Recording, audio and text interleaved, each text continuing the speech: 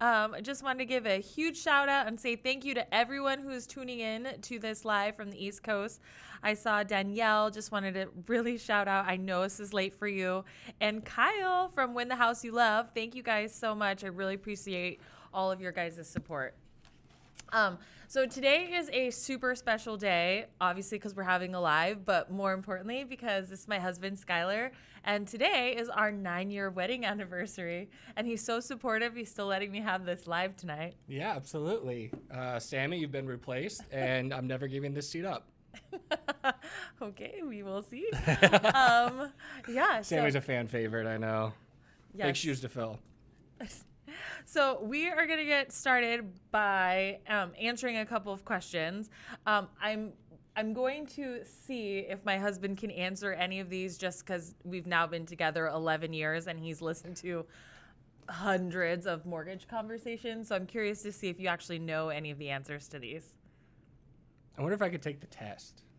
I wonder if you could take it too. Seriously. Like, I don't think I'd pass, but I wonder, like, if I could... Just like from osmosis. Yeah, just like I've absorbed it over 9 years of just listening, of just hearing it. We had an early one. If you want to just start with, can you give some advantages, disadvantages for buying from your landlord? She wants to sell. I want to buy. Thank you. That's a good question. Yeah, it's a really great question. And in this market, I think it's actually a really good idea. Whenever you don't put something on the open market, you don't have as much competition, and clearly it's an advantage for the seller because it's less hassle. They don't have to pay commissions to a real estate agent, and so you can probably get a probably more competitive price, not without knowing the actual situation. Now, some of the disadvantages to that, though, I'm going to say is that you don't have any representation, right? So you really need to do your due diligence when it comes to inspections, negotiating repairs, and there isn't going to be that middle person to be the buffer on those uncomfortable conversations. So oftentimes when I see those types of situations happen, I do tend to see that people negotiate less and less. Would you recommend just using a buyer's agent anyway? Just to kind of handle that stuff where you don't have to worry about like the negotiation and stuff, but there's a lot of benefits with you staying there, not having to move furniture, not having it be vacant. So it is beneficial to the seller. But there are things that if you're a first time buyer, you don't know what you're getting into. Yeah, and so those are the pros and cons. I mean, I don't know that a seller is going to want you to be represented because they're not going to want to pay the commissions, but it is something that if you were willing to pay the 3%, you're going to get your money's worth if you're working with the right person, because they'll make sure, one, you're not overpaying for the property, that all the necessary repairs are done on the property, that all the contractual things are, kept professional. So I think it's a really good way to look at that. Okay, 680 FICO score with good LTV and good DTI rates under 4% for a refi. What was it again? That's not really a question, just a bunch of stats it looks like. 680 FICO score with good LTV and good DTI rates under 4% for a refi, question mark? It depends on how, under 4% you're getting. Refinances in this market are always going to be higher than a purchase. Best interest rate for a 30-year fix is in the low 3s. So it depends on how close to 4 you are, but it sounds like you have some pretty good terms there in terms of getting the best interest rate for a refinance. So I might shop that around.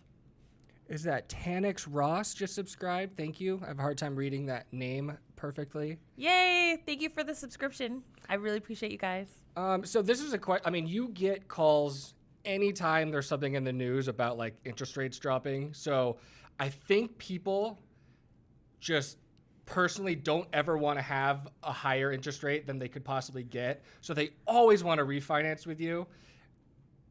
What's a good general rule for that? Because like most of the time it doesn't make financial sense. Usually you have to live in a house like 6 years for it to even show up on the bottom line. It costs money to refinance. It's a hassle, but people don't care. People always want to refinance and get a lower interest rate. What's your take on refinances and when it's worth it?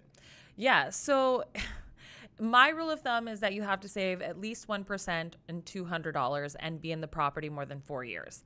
If you follow those guidelines, you're going to always come out ahead. We've personally only ever refinanced our residence one time, and we saved a significant amount of money. And even though I could have maybe saved a quarter more or an eighth more, it never pencils out because you end up losing equity every single time you do it. And so I know that there's lots of different banks and lots of different cold callers who call every single time the market shifts any, but you really want to pay attention to what that overall cost is. Even though you're not paying it out of pocket, it does come from somewhere, and it's typically paid for by your home equity. So Lauren Ross says your videos are super helpful. Thanks, girl. Do you have any tips for buying a second/vacation home that will be in a rental program? So this is really tricky. So if you're buying an investment property, you're buying it to rent out long term. If you are buying a secondary residence, it's a property that you plan on vacationing to. You don't plan on having long-term tenants. And so the qualifications for that are really, really different. Your minimum down for a second home is 10%. Your investment properties are typically 20%. And there's different reserve requirements. What I can tell you is that the best strategy is to meet with a loan officer and to talk through like what all of those if this then that scenarios look like. But having a pretty significant down payment that comes from your own funds is probably the very first place to start. I'm probably never going to be invited back because I don't know how to not add things to this. As an investor or as someone who's looked at properties, I'm a huge believer in having your investments be maximized for money to generate the most money to have awesome vacations. And anytime you try to take your vacation and mix it with your investments, you end up having not as good of a vacation property and not as good of an investment. So when I see things like investment/second home or /vacation home, I think having the mentality going into it of this is an investment property, generate us the most return for us to then have a vacation here and there. I think a lot of people are looking at a second home and thinking that they might be able to Airbnb it when it's not. So I love that you have opinions on this. I have lots of opinions. Yeah, but lots of people have different ones. No, and I'm curious, and I think that's a good point of kind of like making it very clear, second home /vacation home /investment property kind of get lumped in together, but a lot of times they're not. So from Desiree Elaine, do you have to lump your property taxes into your mortgage? So property taxes and insurance are typically included in most qualification programs. Now, you can decide to pay those outside of escrow on conventional loans when you put 20% down or more. I always recommend including them in your monthly payment because you do get a benefit in interest rate. There is a pricing hit when you decide to not include those, and the savings that you would keep by paying them off yourself is so minimal in comparison to what you would actually save in interest. That's always going to be my suggestion. Great answer. This is from Win the House You Love. Yay, that's Kyle. Kyle, thank you for the question. Are you seeing any successful rehab loans closing in this market? So I am somebody who only does the type of loans that we specialize in. So renovation loans, reverse mortgages, lines of credit. I typically refer out to people that actually specialize in those types of financing. I will say that in a competitive market like we're in right now, those types of loans typically have longer close of escrows, and we're not seeing a bunch of people really accept those type of offers, but I am seeing people get the loans done on a refinance. So let's say you buy a fixer upper, you're not really asking for a whole bunch of repairs, it's not in the condition that you want, you can refinance into a renovation type product, and I am seeing those be successful with our construction department. Matthew Glindsey asks, how long does the pre-approval process normally take? Is 3 weeks too long? Honestly, that's going to depend on your scenario. For most people that are W-2'd, paychecked, have bank statements that are easy to document, I would say that the pre-approval process should take a couple of days, if not hours. Now, let's say you're credit impaired or you're self-employed, or let's just say, you have various streams of income and your finances are complex. I know that my husband, prior to meeting me, was a very, very complex borrower. And so it might take like a week or more to get pre-qualified. So if you want your pre-qualification or your pre-approval process to go quickly, you're going to have to make sure that all of the documents are complete, that they're legible, and that you're supplying them in a very timely manner to your loan officer. If they're not being responsive, though, and you have a pretty basic scenario like you 30 days of paycheck stubs, W-2s, you're not commissioned or bonus, I might call or shop around for a different lender. Robert Huerta says, Hey, Robert. I was pre-approved for 190. I found a house that I liked, but it was 215. My loan officer ran my credit and got me pre-approved for that property. So am I technically approved for 215? So it's tricky in price points that are actually very similar to one another. So what's interesting about the 190 versus the 215 is that maybe that 215 property had way lower property taxes than what they were using to qualify you at 190. And maybe that property didn't have an HOA, or, maybe there was a different issue like rates went down or whatever, they found cheaper mortgage insurance. So there's always hypothetical situations that pertain to a specific property that can actually allow you to qualify for more. It isn't that dramatic of a increase in price though. So I will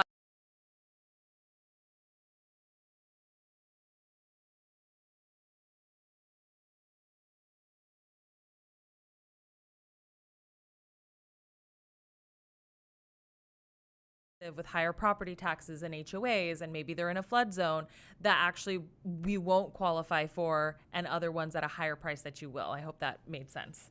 What is the most common one you see that gets flipped around, like HOAs or like? It's so in Arizona, like the older the city, the municipality, the cheaper the property taxes. And then there's areas in town that are fairly new that have also assessments, places where there's like a lot of solar panels or in the flood zones. And all of those things can actually be really expensive. Mm-hmm. Like I just had somebody who was qualified for a down payment assistance program. They found a property that was in a flood zone.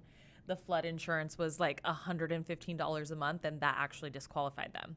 But like if you think of $115 in terms of purchase price, we're talking $5 for every 1,000. So that would have been like around $50,000 in purchase price where that swung it, So what about like a land lease? We don't really, land leases are financeable, but it would be rare for any of you guys to be in that situation. So I don't even want to go there because I think I'm going to confuse you all. Yeah, it's just sometimes you see a price, you're like, whoa, this is such a good deal. And then you realize it's like when you buy something on Amazon for $50, but the shipping's like $100, you're like, oh, it's not that good of a deal. Oh, did somebody? Yes. So shout out Win the House You Love. I think you did a super chat or something. And to answer your question, it is yellow. The answer is yellow. The background is a yellow background. Wait, what was his super chat? He says he's freaking out. He can't decide if it's yellow or orange. Is that what he said? Yes. Linda, thank you so much. Hey guys, just so you guys know, all the money that gets donated through the super chat, I'm actually going to end up donating to a local charity here. So I will let you guys know what that is, but I just want you guys to know, it means a lot to me. I love answering your questions, and any money that you guys send here will just go back into the community. Yeah, so keep that money coming because you're part of something big. She gets very embarrassed about the money coming in. It's been the best part of this whole thing. All right, Linda Fernandez. Historically, has there ever been this low of a nationwide inventory? So I have personally not kept track of historical references in terms of, I don't know, because I do remember back in 2005, and I've been in mortgages since 2002. I do remember there being a housing shortage similar to the one that we're experiencing now, but I have not gone back and compared the numbers. I would say that nationwide, I have never heard news quite like this, and I will say that the difference between then and now is that a lot of the reason that there was so much pent-up demand and scarcity in housing is that we had so many out-of-state investors, and we have now a lot of out-of-state relocators. And so people are occupying these properties. Yeah. Population growth is at an all-time high. New family creations are at an all-time high. So I actually think that the situation today is probably worse. But 2005, people had 5 loans, no income, and owned 5 empty properties. Yeah, and so now people are trying to live in these. Yeah. Yeah, but I don't want to lie and say I know the numbers between that. Mm-hmm. I did read a stat that said as of January, there were more licensed realtors in the United States than houses for sale. Thought that was interesting little tidbit. Okay. How can I find foreclosure properties or properties that below market value? Any tips or tricks? Sam Zaki. So I think it's going to be really, really difficult for the average person to be able to locate them. But there are websites, like HUD has a website that lists all of their foreclosures, and you can ask to work with an agent that solely deals in like trustee sales or foreclosures. So there are some agents that specialize in that. But I will say that your best bet is to actually contact a wholesaler who's just making random cold calls, because there's so many people that are in forbearance and they can actually attack the list of people that have received notice of defaults. But that's really going to be the only methods that I can think of. Okay, I apologize if I butchered the name. Aniha Abigail. Hi, Lizzie. I closed on a home last June, FHA, 2.875 APR. My house has appreciated more than 20% now.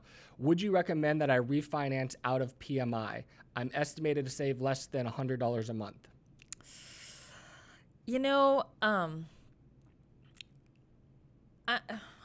Well, I probably need a little bit more details on your actual loan amount. For me, it depends on how long you actually plan on being in that property. So if you're not planning on being in that property for a long time, you'll want to figure out when your break even is. There's going to be a cost to refinance that home. So you want to figure out like the $100 divided into the cost of the refinance, and then figure out how much longer you're going to be in that property to really figure out if that makes sense. So I hope that answers your question. It's not such a low interest rate already. Yeah, it's $100. I don't know. Most people live in their properties 3 to 5 years. You've already been there 1 year. I think you're running the risk of breaking even. Hector Guardado. I am going to put 10% down on a house. What are your thoughts on an 80-10-10 loan, piggyback loan, in order to avoid paying PMI? Or should I just give 10% with no piggyback loan? So I think you need to do a side-by-side comparison. So oftentimes I find that the mortgage insurance is significantly less than a second mortgage. So second mortgages are paid at prime plus, and it depends on the bank, but that's either going to be prime plus 1, 1.5%, 2%, and that's going to be somewhere between 4 and 6%. So if you think about it, right, you're paying 6% on one loan and then under 3 on the other. And even though you might have to pay mortgage insurance, if you pay on a conventional loan for 2 years and the property has more than 25% equity, which if you've already put down 10 and we're talking about double-digit appreciation, there's a really good chance that you'll have that in 2 years. You can actually eliminate the mortgage insurance by contacting your servicer. So I'm going to say that it probably makes sense to do just one loan, but you'll want to do a side-by-side comparison. Shout out to One Chupadita. Hope that's not a something for the super chat. Thanks. Let's see. I had one, but I lost it when I scrolled down to there. Okay, so Britt Levy, shopping for a lender, but my husband has been told he might deploy later this year. No official orders yet, but worried how a lender would handle a situation if he did get orders before closing. I don't know how they will know that he gets orders before closing, truthfully. So the VA does all their verifications of employment online, and we go off of your LESs. I mean, it would be like you guys would have to notify your lender of that change. Now, do you want to own a property where you might be not living there? Are you okay with being a landlord? These are other questions that you have to consider. But I'm not sure how your lender would find out about that unless you told them. Shout out Danielle Brignola. Oh, hey, girl. Super chat. By the way, can I just tell you, your support means so much to me. I saw your comment the other day on a different live, and it meant the world to me. Okay, this is from MB Zay in New Jersey. Houses are going up $50K a year. If you win the bid and the house appraises $50K lower than your bid, how much are you gonna have to come out of pocket to buy the house?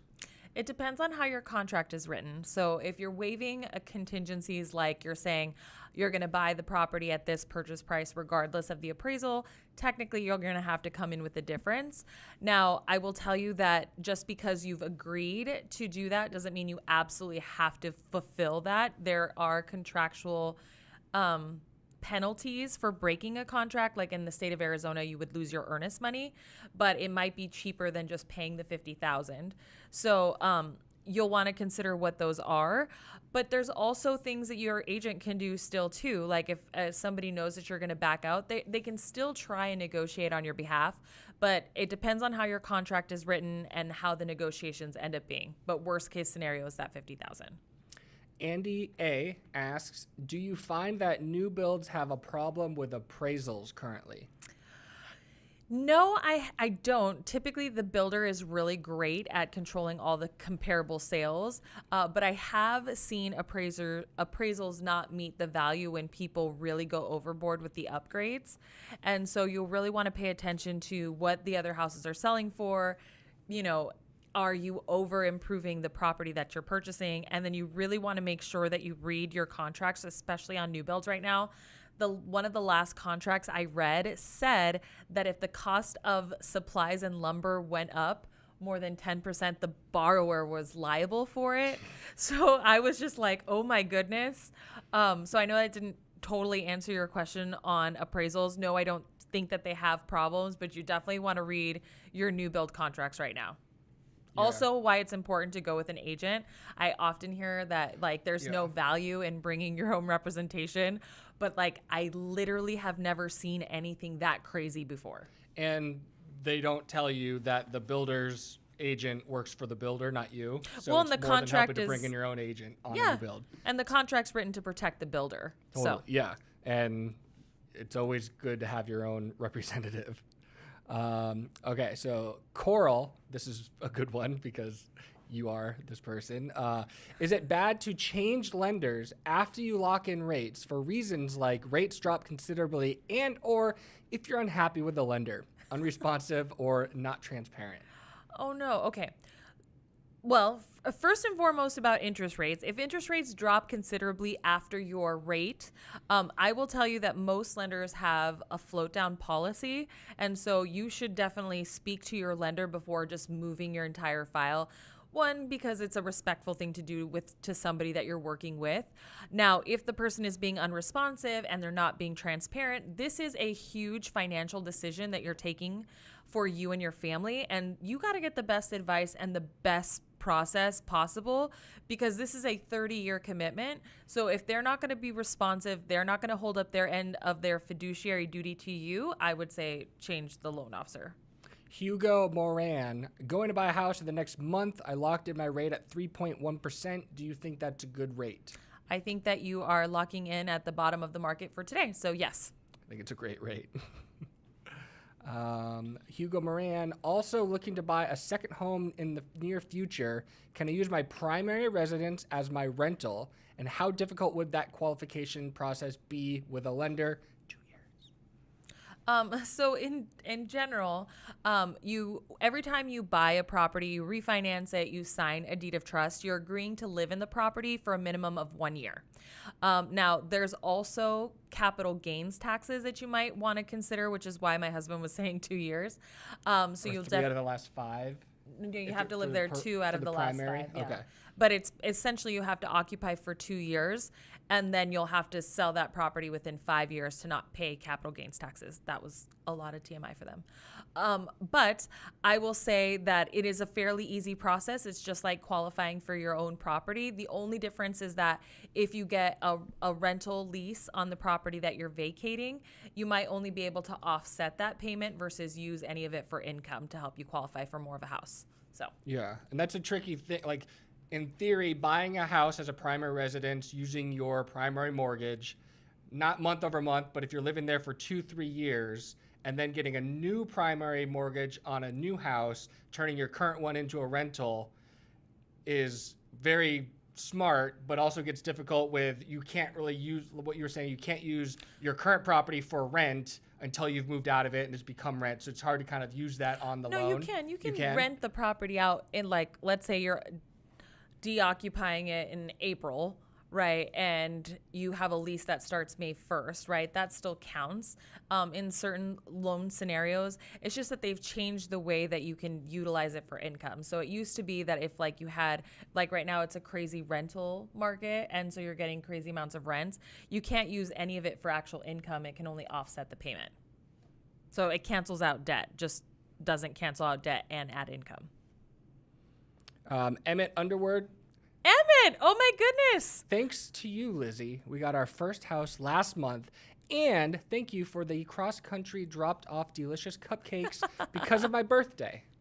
Yes. Oh my goodness. Thank you for stopping by the live. I'm so pumped to have you on here. This means the world. And happy belated. This is from TL, was pre-approved for conventional loan, 243, with 10,000 down, but the lender said would be better off going with a down payment assistance as there's not much different in the mortgage payment. Well, obviously I'd have to see both of the scenarios side by side. And I don't know if you're buying in Arizona or not, but our down payment assistance programs in Arizona are at least almost a whole % higher in interest than what you would get for a normal loan. And they also have like almost a % higher in total costs. So for me, down payment assistance is, you know, an option if you have no way to save your own down payment funds, or you really need to maximize the cash available for your offer, or like to make up an appraisal gap or closing costs. I mean, if you don't have any other way of purchasing your house, DPA all the way.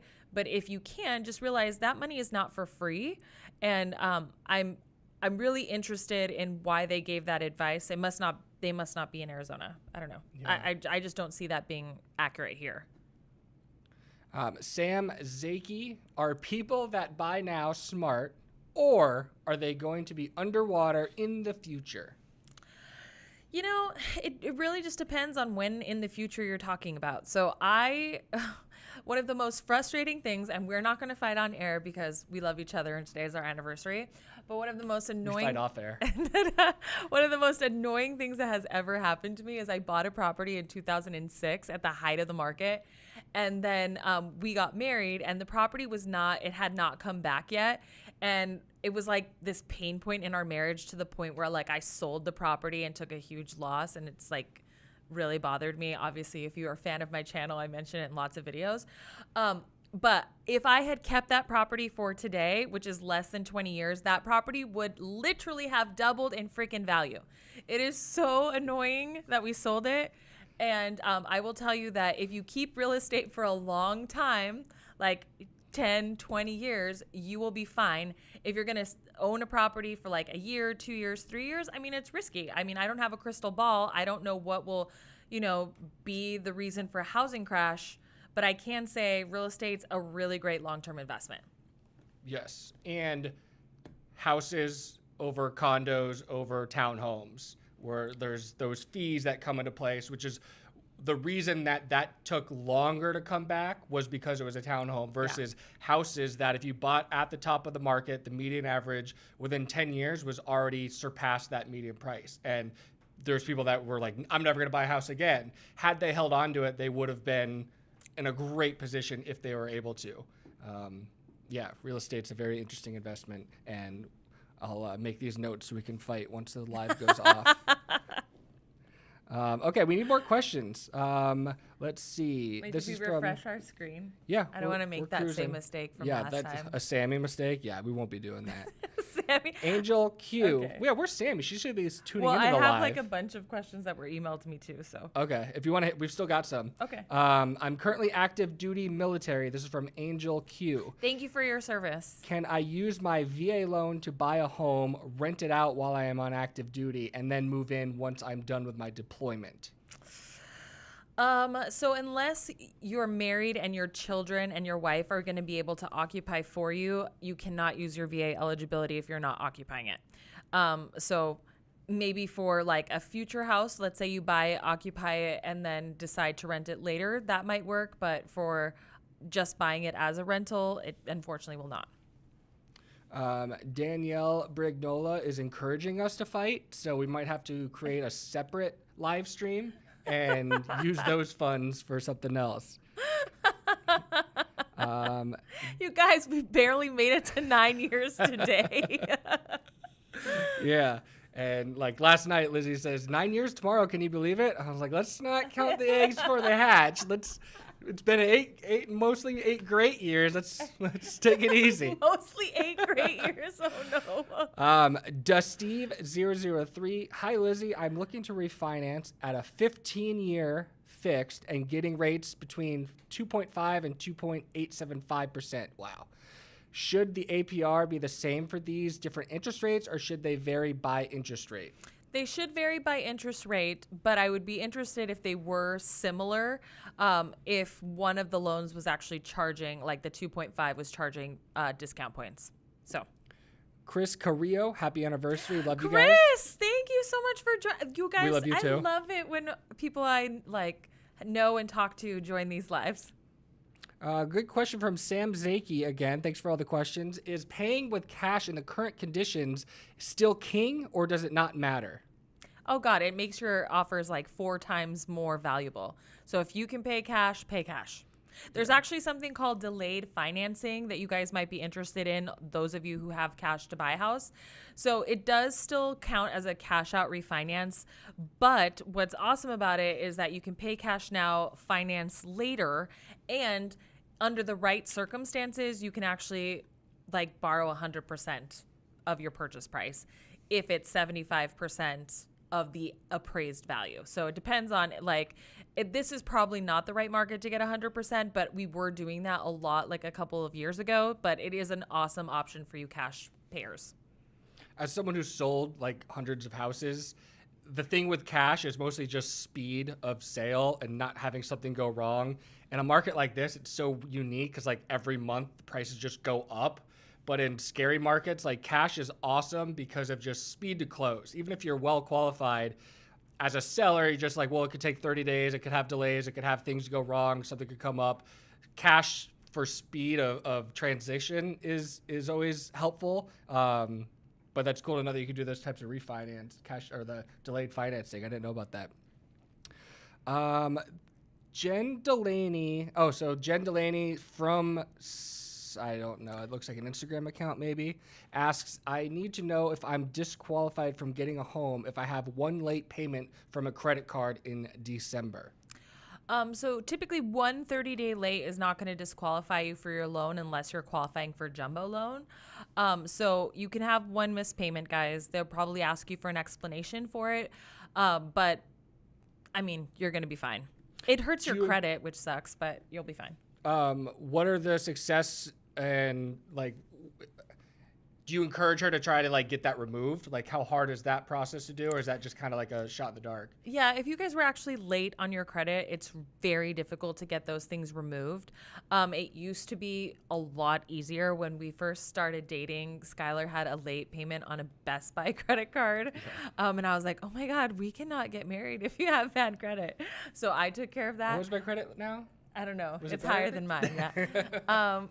Funny enough, I actually had a late payment on our Nordstrom card like 3 years ago, and it got us denied for our jumbo loan. So, like, I definitely know that one the hard way. Yeah. Hugo Moran, how do property taxes work during closing of a home? Good question. How do property taxes work? You know, it's funny where they prepay the year up and year behind. So every place is going to be a little bit different. In Arizona, what happens is that taxes are due January through June in October, July through December in March. And so depending on what part of the year you're qualifying in or closing in, you'll end up paying the number of months to the next due date and then probably 2 additional months. So it's tricky, but then you get a credit to offset the months that are technically owed by the seller. So I'm you know what, I should probably just do a video on escrows, to be honest. That way you guys can see like more visuals. Let me know in the comments below if that would actually be helpful or not. Danielle Brignola, this is a good one. Do you have any specific advice or tips for novice buyers looking at townhomes or condos as opposed to a single family home? Is there anything majorly different in the buying process? And then in parentheses, it's coming from DC. So I think that does matter. It does. So condos and townhomes are a little bit different in the way that they're deeded and whether or not you actually own the land. So townhomes are typically a lot more similar to a single family residence than an actual condo. And that's because condos have like units above, below, and side by side.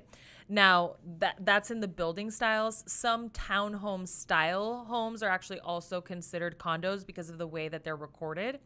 And so essentially what you have to be aware of is, one, you'll get an increased interest rate for condos because think about it, it's like owning one piece of property with like hundreds of people. And you have to maintain the common areas. The HOA has to be completely funded appropriately to make sure that the property stays in working order. So it is more risky for you and for the bank. Things that you'll want to consider is, one, the HOA has to be in a super healthy condition and meet all the requirements of financing. And there's going to be additional fees to purchase those properties like working capital, HOA transfer dues. They collect upfront dues, and sometimes like there's additional assessments that you have to be aware of. So condos will be more expensive in rate, in fees, and will be more difficult to finance just because of the additional requirements to approve the property. So I hope that helps. Now, what they make up for in all of that drama is purchase price. You can buy a significantly cheaper property in a condo and a townhome than you can find for single family residences. So don't let that discourage you if that's the price point that you're working in. Brandon Waller asks, if you only plan on staying in a home for 5 years, would it be beneficial to take an ARM over a fixed rate mortgage? ARM is adjustable rate mortgage for anyone wondering at home. You know, I think that if you are somebody that is very familiar with the risk of having an adjustable rate mortgage, I would say do it. As a first-time home buyer, I'm going to completely advise you against it because I think it's difficult to anticipate where you're actually going to be in 5 years. And there's so many things that can happen that can prevent you from moving. And you would hate to be in a position where you didn't budget appropriately. I speak from personal experience. That ridiculous condo that we're always fighting about I purchased it on they don't even have this type of loan anymore, but it was like a 2-year ARM. I think they called it a Lizy. And it was so like, rare. it was so terrible. It was a 2-year ARM. It was like at 6% interest and then went all the way up to 9%, and it was interest only. It was horrible. And the reason that I did that though is because I was guaranteed a raise at the end of 2 years, and my original boss put me in that loan. So that was the reason, right? I had a secured job. But then like the 2008 market happened, the housing market crashed, the condo was worth nothing, and I still owed $168 on it and had to pay a 9% interest rate. It was awesome, I tell you. So interest rates are just really low. Are there any benefits to getting an ARM right now over a fixed rate that you could see a scenario? I do think that there's going to be some benefits in the next. So here's what I think is hard about that question. They're still historically low. We're talking about in the 3%. An ARM might put you in the 2s, but I do think that as interest rates increase, there is definitely more of an argument for ARMs. You know, so like when rates were creeping up into the 5% a couple years ago, I mean, an ARM rate was like in the 3s. Mm-hmm. And so like, yeah, I mean, if you know that you're going to be in a property only 5 years and you can do that, like I would. I mean, lots of people on jumbo financing take ARMs because it's a significant, like couple $100 a month savings. Mm-hmm. And I mean, you can't say it enough. I mean, so much can happen in 5 years. It's really hard to, I mean, how many times have we bought our forever house only to realize we need a different house? Yeah, we need a different forever house. Every time we said that, we just got pregnant. We're like so done with kids though. Yeah, we got to stop having kids. No, we're done having kids. We stopped. Mimi Salgado asks, here's a great question. Can FHA be used to buy a manufactured home? Yes, it can. So here's the thing. Not every single lender is going to loan on manufactured housing, and many lenders do not understand the process. Things that have to happen. One, you have to have a HUD plate that is visible, and if it's missing, you have to order something called IBITs. This is all taken care of for you by the appraiser and the loan officer, so you don't have to worry about it, but things that are needed, and you'll have to get an engineer cert to make sure that the foundation is secured and that the home is tied down. So, I mean, Lots of people finance manufactured homes. I think that they're a great option for affordable housing.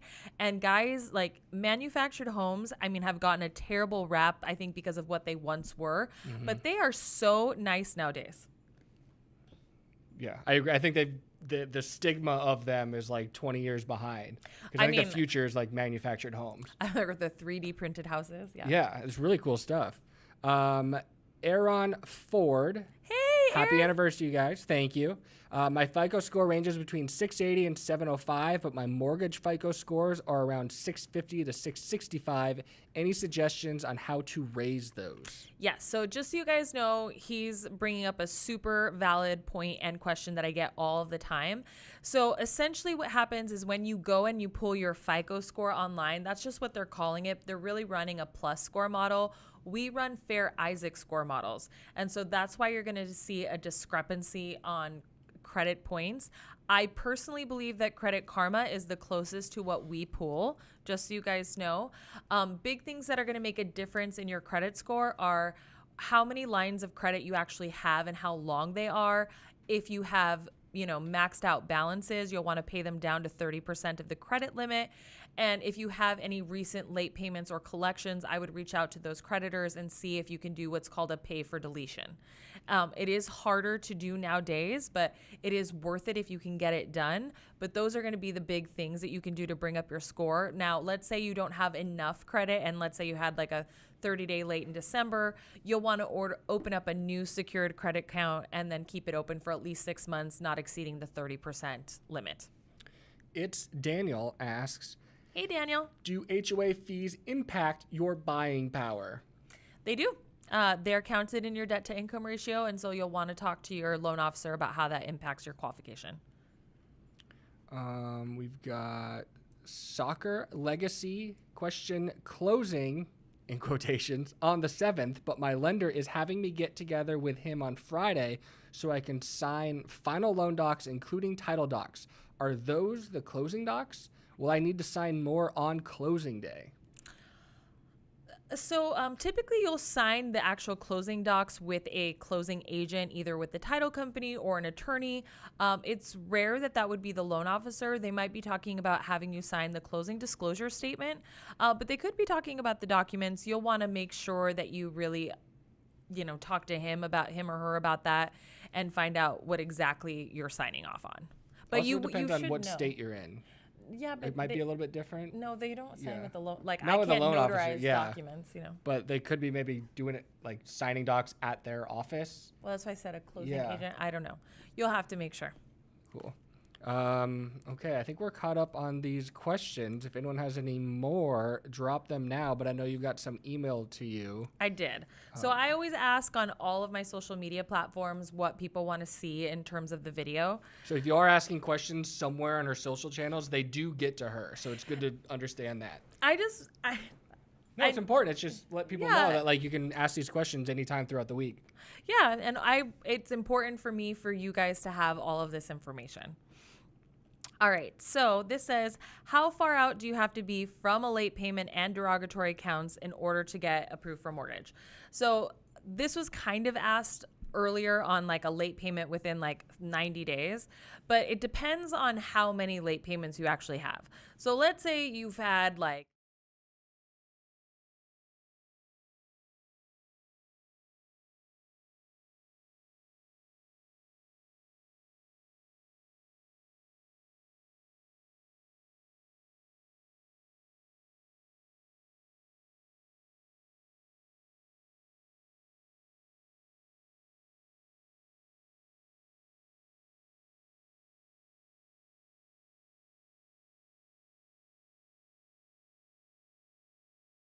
sometimes 2 years, depending on, let's say you were late after a bankruptcy or late after a foreclosure and you had significant late payments.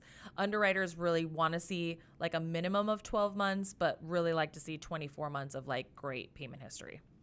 So I was watching our stream while you were talking, and I saw that you did something that reminded me of a story. So for anyone that stays to the very end of this video, I would like to tell a story about when Lizy met my parents for the first time. So just a fun little story for those of you that want to stay till the end of this video. I saw it. I know what you're going to talk about. Oh my God. Oh no, sound went out, but it's back. Okay.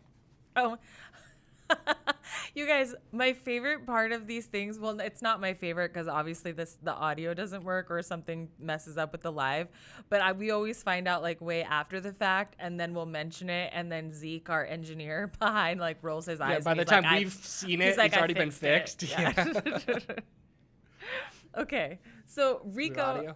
Okay. yeah, we're good. Okay, so Rico asked, I put an offer on a $300,000 property with a listed price of $290,000. On the contract, I am to put down $200,000. The appraisal is on the way, but it's coming. They say it's going to come in around $280,000 based on the comps in the area. Do I have to still pay the $20,000 difference even though I'm putting down such a large down payment? So this is a really, really great question. And I've actually seen this scenario play out many, many times in the last 30 days. And so what'll end up happening is if you're putting down such a large down payment and it's really not going to impact the way that your loan is structured, you can actually just leave everything the same. What happens is your purchase price stays the same. The appraised value then becomes what we base our loan figures off of. And so technically in that situation, your loan amount would actually stay the same. Your cash to close would actually stay the same. Nothing changes for you in that circumstance because it didn't impact like the loan to value per se for your interest rate. You're not adding mortgage insurance. Nothing changes. So even though your house didn't appraise for your purchase price and you are paying like, I think it was like $40,000 over, you're going to be good. Sam Zaki asked one for, correct me if I'm getting that name wrong, because I've said it a couple times now. How can I make sure I'm not overpaying for the property I'm buying? You guys, in this market, you might be paying over what a property is worth. I do want to explain a little bit about what that process looks like. An appraisal is an opinion of value. So just know that like it's going to vary per appraiser. And I would say somewhere around like 10%. And realize that they're looking at historical data. So anything that has sold in the last 3 to 6 months, they're not looking at pending listings. They're not looking about what's coming, and they do not care what people are willing to pay for a property, and that really dictates the price, and that really dictates the direction of housing values. So it's common in this market where you might pay over. The thing is, you just want to calculate how much over you're willing to pay for a property, and that question is really answered by how much that property in that area has appreciated. And I would look over a 10-year period, and then I would also compare that to a 20-year period. And I would look and say, okay, in 20 years, this historically improved like 5%. In 10 years, this historically improved 10%, right? Am I okay at my worst case scenario of 5%? When would my break even be? And where would I be like 5 to 10 years from now? That's how you're really going to decide where you draw the line on that. But I would say that in this market, paying $5 to $10 to even $20,000 over what an appraised value is, I think that you will more than make up for that value based on what is happening now in terms of, the aggressive bidding on property. I think you make up for it by the end of the year. Yeah, and I mean, time's always on your side too. If your time horizon's long enough, like you'll make it back. So that's like it's worth spending an extra like $3,000-$5,000 if it gets you in that house you loved versus your backup house that you like. Because every morning when you're like leaving the house, you're coming home at night and you're driving to the one that you got, but you wanted that other one, like that sticks with you for a long time. So it's hard when it's your first property, being fearful of overpaying. So I definitely understand where he's coming from, and it seems like a lot of people don't ever want to overpay, don't want to carry mortgage insurance if they don't need to, even though sometimes it makes sense, or never have an interest rate that might be higher than the lowest possible one you can get, regardless of the cost. Yeah, and one thing I will tell you is, so I bought that property for $168,000 in 2006. At one point in time, it was actually worth $33,000. Like, that's how bad it got. And so, like, if you own something long enough, it will come back.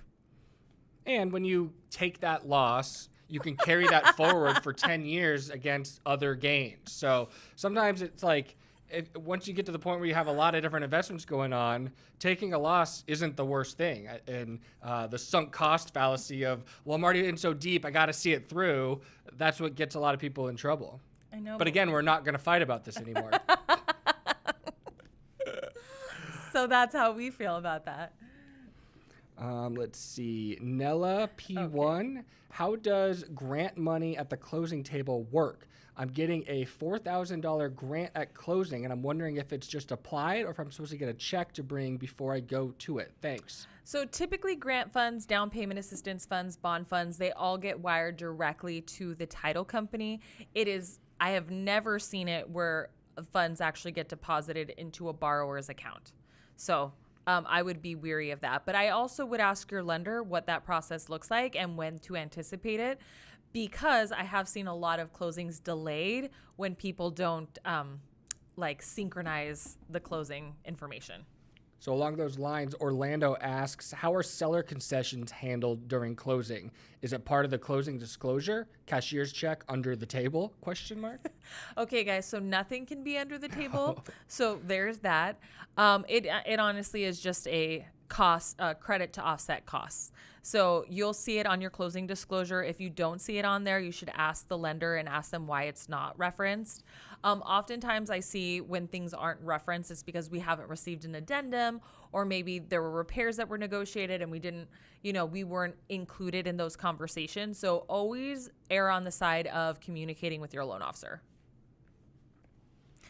And then do you got some? We're caught up now. Okay, cool. I'm just sitting on my story that I'm waiting to tell. Oh my God. If I partner with someone to buy a home, let's say my best friend, what advice would you have for me to make sure if anything happened to our relationship down the road, my investment would not be damaged? Oh my goodness. This is one of my favorite questions ever. Thank you, Michael, for asking this.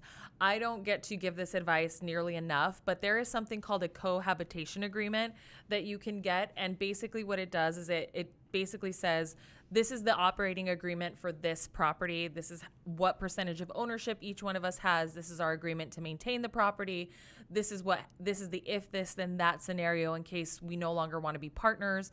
It's super important that you make sure that you protect yourself and also that you make sure that you get title correctly. So I'm going to explain something about title. And then also, if you think this would make a great video, this would make a great video. Let me know in the comments. Well, the thing is, I think it is, and then no really one watches confusing, my video. But So here's the deal. Yeah. So if you comment that you think that'd be a good idea for the video, you have to then watch the video when it publishes and like it. Deal? Okay. Okay. So essentially, what happens is that most people take title with just their names, and like if they're an unmarried woman, unmarried man. It's super important that if you want to retain sole ownership in case the other person dies, that you do it with right of survivorship. If not, technically what happens is that the beneficiaries of that person can fight for their percentage of equity. And so it can be super, super confusing. And so you want to make sure that that is all super dialed in before you actually close escrow.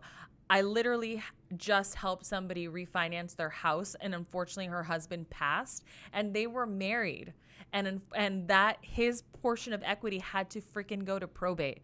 And this is somebody who's retired, who has living on a fixed income, needs this refinance to make her life more affordable now that her husband has passed. We had to get an attorney involved to get all of the children to agree, the siblings to agree. I mean, it was nuts. So make sure that your title is done correctly, especially if you're buying with a non-spouse. I think all types of ways you can take properties and title is a really good video, especially for single people. The options out there, married people, people dating, people cohabitating. No, I mean, I think this is a good video, but what would I even title that? Yeah, that's the thing. It's a tough video because it's super important and valuable because people have no idea what it is. But because of that, no one is actively searching for that answer. Yeah, I know. I feel like most of you guys get your title paperwork and then ignore it. And then your lender ends up telling them how to. Well, yeah, because you're so close to getting the house at that point. You don't care about the title. You just want the keys and go get pizza. So Kenneth Russell asks, is it true the most important thing that a first-time homebuyer looks at is the neighborhood they choose to live in? So I don't know if I just look at this from a completely different lens because I work in finance, but I think that the most important thing that any first-time homebuyer should do is make sure that the payment that they're going to now inherit for that mortgage makes sense with their budget. So I think that that is literally the most important thing. Now, the most important thing you might care about might be the neighborhood, but I promise you the neighborhood is definitely second to how comfortable you are making that payment. Alrighty, so we have a couple minutes left. Do you want to tell them that dumb story? I do, and it's not a dumb story. It's a beautiful story. If you did ask a question that didn't get touched on, or if you're watching this later and had a question, we'll make sure to get it in on the next video. We'll have it ready for you.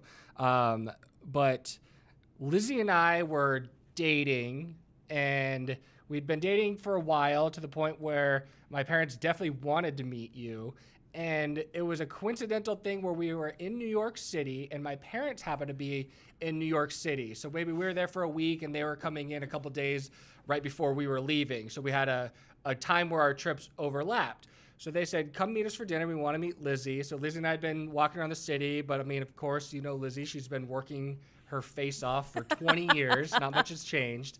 And as usual, we're walking down the street, and she's on the phone finishing up a deal right before we're about to walk into dinner. And we're walking, we're looking for this restaurant. My parents are there. My dad usually gets to these restaurants about an hour and a half early, so they were definitely there. And we're walking, we're trying to find it. We're looking at our phone or maybe Google Maps back then. And we get to a street, and I'm like, oh, we're here.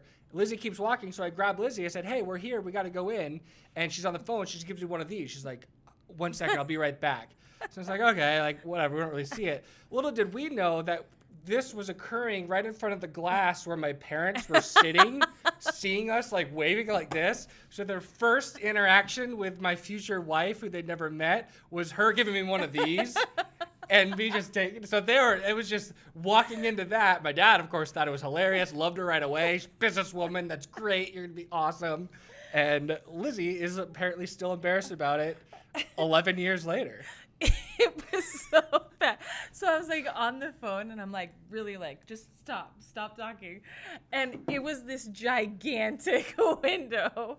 And It was like if we were trying to do it on purpose, it wouldn't have been as good as the way it just happened organically. Because my dad, for like the first like 4 years of seeing you, he would just give you one of these. Yeah. Okay. We did the screen wipe thing on this, and so I'm worried that they might have just lost audio at that point. I don't know. Did you still hear audio? You still picking up levels? Okay, good. Anything else to say? You guys, I love doing these lives. We're going to be back next week. I'd love it if you guys maybe want to theme these out. Like if you guys have straight up credit questions or down payment questions or loan program questions, I'd love to like maybe see if we can do that, or we can keep doing what we're doing.